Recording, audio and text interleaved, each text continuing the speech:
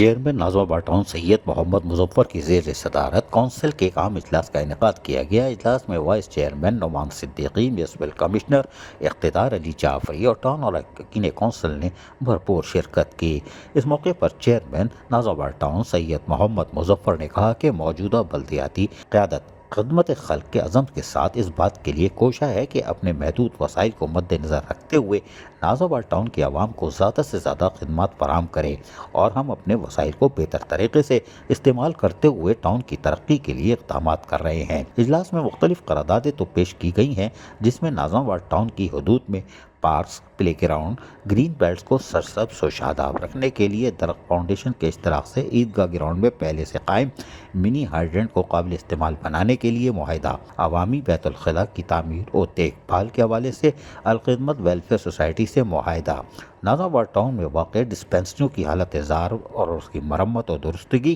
اور دیکھ بھال اور جدید عصری تقاضوں کے مطابق سہولیات کی فراہمی کو ممکن بنانے کے لیے اقدامات، نازو باٹاؤن کے زیر انتظام چلنے والے اسکولوں کے طلباء و طالبات کو مفت درسی کتابوں کی فراہمی، اردو میڈیم اسکول کو انگلش میڈیم اسکول میں تبدیلی، ٹاؤن میں پراپرٹی ٹیکس ڈپارٹمنٹ کے قیام، نازو باٹاؤن کے افسران اور ملازمین کی ترقی کے لیے سفارشات مرتب کرنے کی بھی ہدایتیں کر دی گئیں۔ اراکین کونسل نے اجلاس میں پیش کی گئی تمام قراردادیں اور تجاویز اتفاق رائے سے منظور کر لیں۔ اجلاس میں municipal commissioner Iqtidar Ali Jafri, director advertisement Asif Baig, director sanitation Zaheer Ahmed, director پاس آصف حسین، ڈائریکٹر کونسل عبید عالم اور ڈپٹی ڈائریکٹر ایڈمنسٹریشن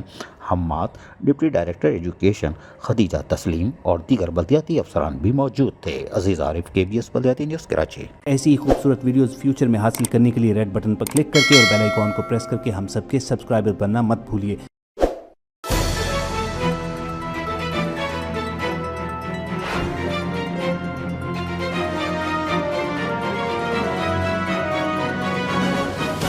KBS بلدیاتی نیوز۔